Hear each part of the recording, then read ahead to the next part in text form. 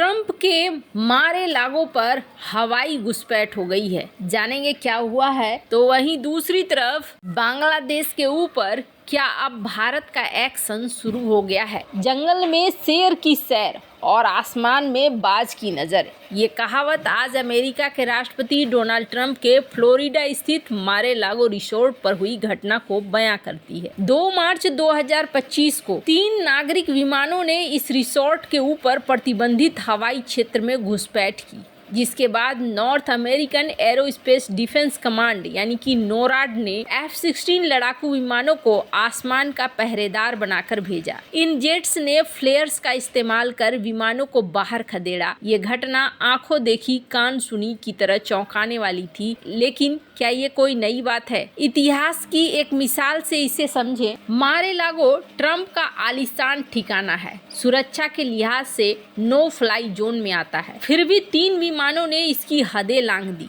NORAD ने तुरंत F-16 jet भेजे, जिन्होंने चमकते फ्लेयर्स छोड़कर इन विमानों को रास्ता दिखाया। ये पहली बार नहीं हुआ है। फरवरी में भी पाम बीच इलाके में ऐसी घटना हुई थी। ट्रंप उस वक्त रिसोर्ट पर नहीं थे, लेकिन ये सवाल उठता है कि कौन है जो आंख में धूल झोंक रहा है? क्या ये लापरवाही थी या कुछ और था? नोराड का कहना है कि फ्लेयर्स सुरक्षित होते हैं और जमीन पर खतरा नहीं बनते, लेकिन ये घटना बताती है कि हाई प्रोफाइल जगहों की सुरक्षा लोहे के हाथ से करनी पड़ती है, और ये हमें इतिहास के एक मशहूर जंग की याद दिलाता है। 1940 में द्वितीय विश्व युद्ध के दौरान जर्मनी ने ब्रिटेन पर हवाई हमले शुरू कर दिए। हिटलर की लुफ्टवाफे यानी कि वायुसेना ने ब्रिटिश शहरों को निशाना बनाया, लेकिन ब्रिटेन ने अपनी रॉयल एयरफोर्स को आसमान का सिकंदर बनाकर जवाब दिया। बैटल ऑफ ब्रिटेन में RAF के स्पिटफायर और हरिकेन विमानों ने जर्मन बमबर्सकों को धूल चटाई। ब्रिटेन ने रडार और तेज निगरानी से अपने हवाई क्षेत्र को अवैध किला बनाया। नतीजा,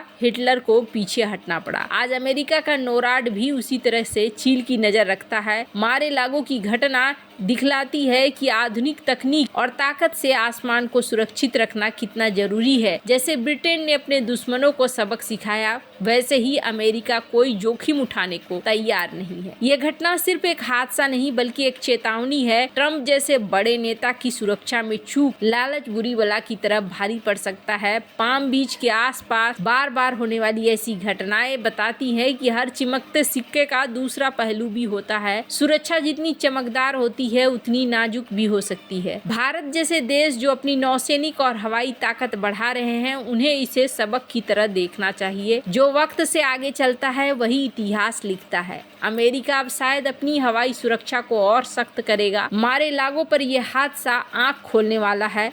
सुरक्षा में ढील का मतलब खतरे को न्योता देना है। जैसे ब्रिटेन ने अपने आसमान को बचाया, वैसे ही आज के दौर में तकनीक और चौकसी से सह और मात का खेल खेला जा सकता है। क्या ये घटना दुनिया को सतर्क करेगी? ये तो वक्त ही बताएगा। खैर, जहां एक तरफ ये सब कुछ चल रहा है, वहीं दूसरी तरफ सीमा पर सन्नाटा और जवान की चौकसी दोनों एक दूसरे के साथी हैं। अभी ये सन्नाटा टूट गया त्रिपुरा के सिपाही जाला जिले में। इकोनॉमिक्स टाइम्स की खबर के मुताबिक एक हिंसक झड़प में बॉर्डर सिक्योरिटी फोर्स का एक जवान और एक बांग्लादेशी घुसपैठिया घायल हो गया। ये घटना आंख में धूल झोंकने की कोशिश का नतीजा थी, जब 20 से 25 बांग्लादेशी तस्करों ने भारतीय जमीन पर कदम रखा। लेकिन क्या ये पहली बार हुआ है जब सीमा पर ये खेल हुआ? 1971 में भारत ने बांग्लादेश की आजादी में लोहे के हाथ से मदद की थी। शुक्रवार की रात जब BSF के जवान अपनी ड्यूटी पर चील की नजर रखे हुए थे, तस्करों का एक समूह भारत में घुस आया। इनके साथ कुछ भारतीय बदमाश भी थे जो तस्करी के इरादे से आए थे। जैसे ही BSF ने उन्हें रोका, तस्करों ने हमला बोल दिया। 2 बार हुए हमले में एक जवान गंभीर रूप से घायल हो गया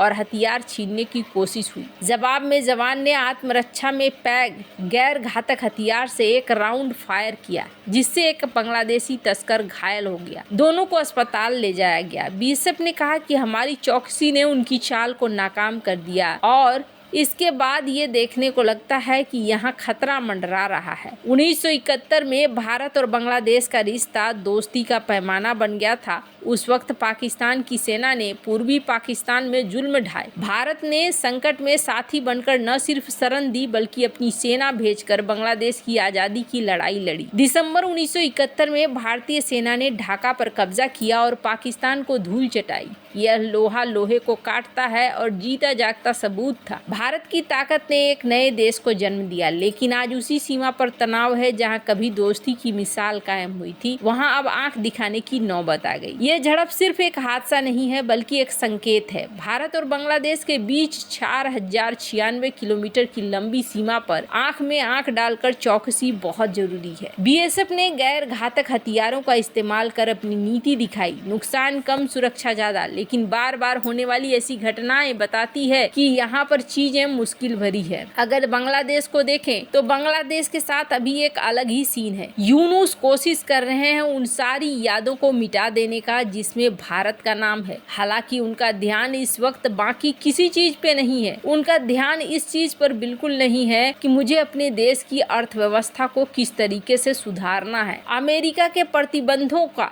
असर भी अब होना शुरू हो गया है। अमेरिका ने UAE based octane energy group पर ईरानियन लिंक में एलपीजी सप्लाई करने के लिए आरोप लगाया और उनके ऊपर बैन लगाया, और इस बैन के बाद अब गैस का मिलना भी मुश्किल हो जाएगा बांग्लादेश के लिए। बांग्लादेश में एक के बाद एक कई समस्याएं हैं, जैसे कि उनकी इकोनॉमी बुरी तरीके से बर्बाद हो रही है, लेकिन वो क्या कर रहे हैं, उनका पूरा ध्यान है भारत के ऊपर और भारत के प्रति अपनी जनता के मन में एक अलग भाव डालना।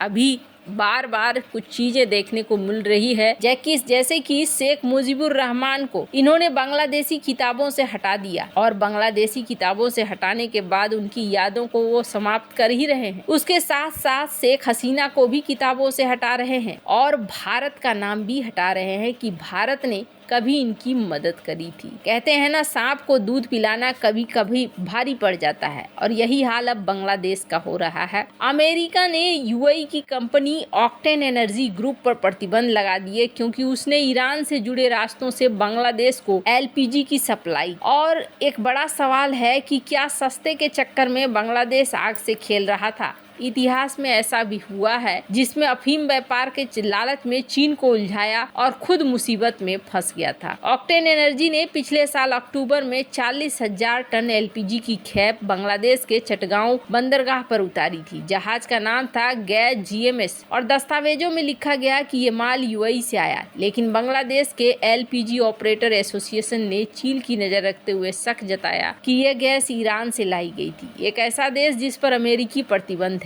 चटगांव पोर्ट अथॉरिटी ने जांच की पर कोई सबूत नहीं मिला। फिर भी अमेरिका ने ऑक्टेन पर प्रतिबंध ठोक दिया। अब कौन सच बोल रहा है? ऑक्टेन का कहना है कि उसने कुछ गलत नहीं किया है, लेकिन अमेरिका का दावा है कि ईरान के तेल व्यापार का हिस्सा है। बांग्लादेश की ऊर्जा सुरक्षा पर सवाल भी खड़े हो रहे हैं। इतिहास में इसी तरीके से ब्रिटेन का अफीम संकट आया था और अब यहाँ पर बांग्लादेश के लिए गैस का संकट आ रहा है। इन सब के बीच में 11 सदस्यीय टीम भारत आ रहा है बांग्लादेश का, और वो गंगा ट्रीटी को लेकर बात करने के लिए, गंगा के पानी को लेकर बात करने के लिए। बांग्लादेश के साथ अभी बहुत सारी चीजें हैं और अब भारत को देखना होगा कि भारत यहाँ पर किस तरीके से चीजों को संभालता है। अमित शाह ने बांग्लादेशियों को जो भारत में एंट्री दिलाते हैं उनको लेकर एक शिकंजा कसना शुरू कर दिया है। आपको क्या लगता है इन सब मामले में? आपकी क्या राय है? कमेंट कर जरूर बताएं। जल्द मिलते हैं अगली वीडियो में नई खबर के साथ।